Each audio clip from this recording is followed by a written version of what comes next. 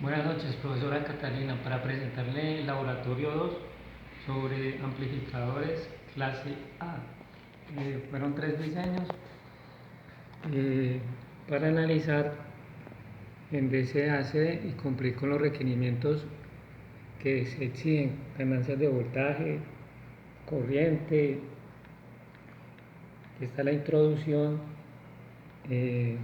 Pues más que todo es pues aprender a diseñar y partiéndose de las fórmulas de ganancia de voltaje, ganancia de corriente, los amplificadores en DC, el circuito de entrada, circuito de salida, llegar a la resistencia de base, voltaje de base, y a través de eso poder encontrar los valores de las resistencias para poder hacer el circuito, diseñar el circuito pues ya con sus valores. Esa es la característica del primer amplificador, sus características, lo que se halló con el 2N2222A, frecuencia de corte de 100 Hz. Esta es la característica de los amplificadores clase A. La salida siempre hay en la salida corriente. Aquí está el transistor al que se va a hallar sus parámetros, el modelo en AC. A partir de ese modelo se aplica la fórmula de ganancia de corriente, y aquí ya se ve que existen RC, RL, RE, que son los valores que uno va a encontrar, apoyándose en que ciertos parámetros ya no los dan. Está la ganancia de corriente, con esta se halló la resistencia de base, hallamos ICQ, tenemos RDC y RAC, donde también se relacionan las resistencias que están dentro del transistor, el amplificador. Está la ganancia de voltaje. Acá se usa un criterio que es RC mayor o igual que RL, entonces se empieza con este diseño porque RL ya lo tenemos. El criterio de que RE debe ser mayor, mucho mayor que RE, nos permite simplificar esto y encontrar RE también. Con la resistencia DC y AC calculamos ICQ. Luego seguimos con la ganancia de corriente. A partir de aquí despejamos RB, luego RB a través ya de lo que es el circuito de Thevenin, RB, R1 paralelo con R2, se halla el voltaje de base, se hallan las resistencias, se hace la ecuación de voltaje de la malla de entrada, luego hallamos el voltaje en la base. Aquí tenemos ya el transistor caracterizado, el amplificador, con los valores correspondientes, la simulación con los valores que son muy cercanos a los calculados. Posteriormente se hace el cálculo de los capacitores a través de la reactancia capacitativa. Se usa el modelo en AC pequeña C para hallar la resistencia equivalente asociada a cada capacitor, en este caso C1 y C de salida. Las fórmulas de las resistencias equivalentes, las reactancias capacitativas. Esta es la simulación donde encontramos una frecuencia de corte. Para determinar el voltaje, también trabajamos con las rectas de carga en DC y en AC. Esta es la gráfica. Vemos el punto de intersección, que es el punto de trabajo para el transistor. De ahí también se saca el VO máximo. Luego se calcula la potencia en AC, que es el VO máximo sobre 2RL, la potencia en DC y la eficiencia, que es potencia AC sobre DC por el 100%.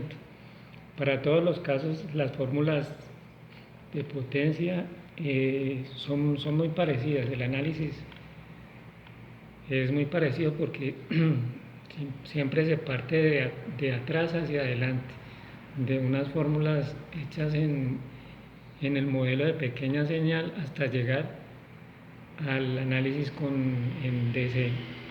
Este es el 2N 3821, que es el JFET, perdón.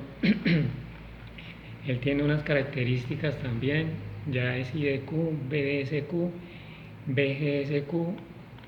Esta es la curva característica para el FET.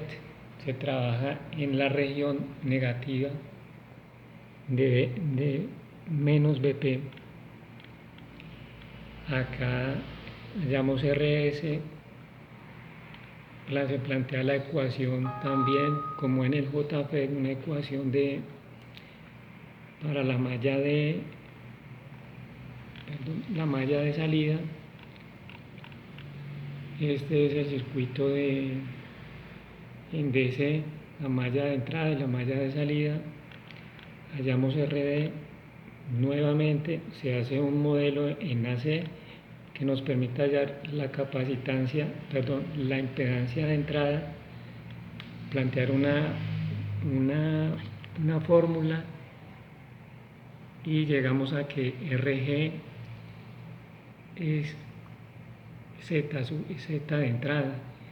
Ya empezamos nos apoyamos en el análisis en DC, igual que en el BJT, un paralelo entre las resistencias R1 y R2. Se halla las resistencias a través de un despeje de ecuaciones. Este es el circuito donde se ve la frecuencia para esas,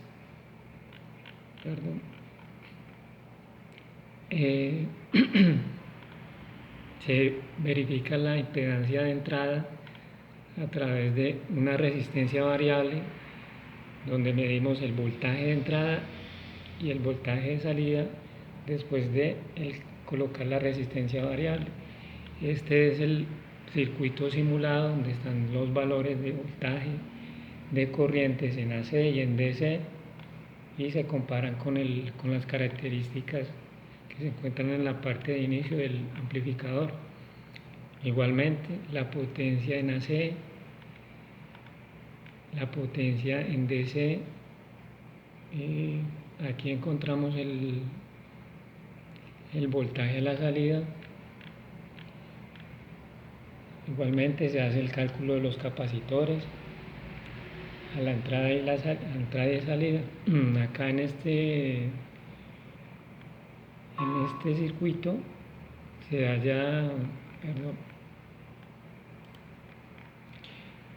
se hallan dos valores de capacitancias.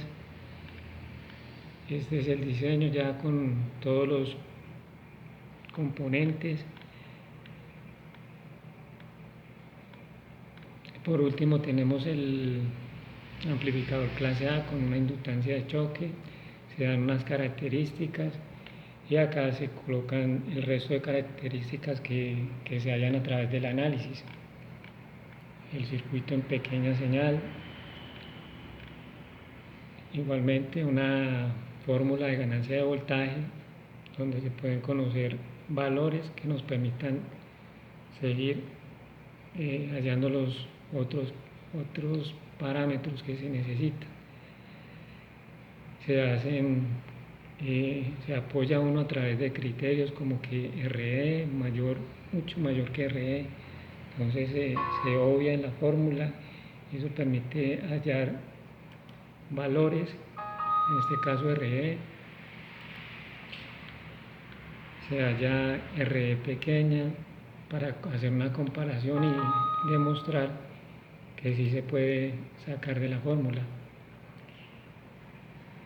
Se halla ICQ a través de la fórmula que es BCC sobre RDC más RAC, dando una corriente de 10 miliamperios.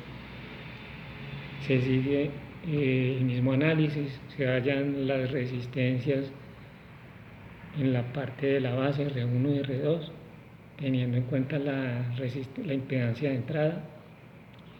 se hace un modelo en pequeña señal donde se debe tener en cuenta la impedancia de entrada, se halla posteriormente se halla la resistencia de base, vamos de adelante hacia atrás hasta llegar al circuito en DC. Este es el circuito para la malla de entrada. Aquí se plantea el voltaje de base, se hace una relación entre RB y el voltaje de base para hallar las resistencias R1 y R2. Encontramos la simulación donde se muestran los valores calculados que se pueden comparar con los valores prácticos que hallamos a través de las fórmulas. Este es el diagrama de Bode donde se señala una frecuencia de corte de 104 Hz. Con esa frecuencia se trabaja y se halla una capacitancia C1 y C2. Cabe decir que en la teoría dice que uno puede despreciar C1 porque es muy pequeño. Lo mismo se calcula la potencia en AC y en DC, se hace el cálculo de la eficiencia y por último las conclusiones, la bibliografía. Profesora, muchas gracias por haberme tenido paciencia para entregar los laboratorios y pues aquí estamos. Dios le pague.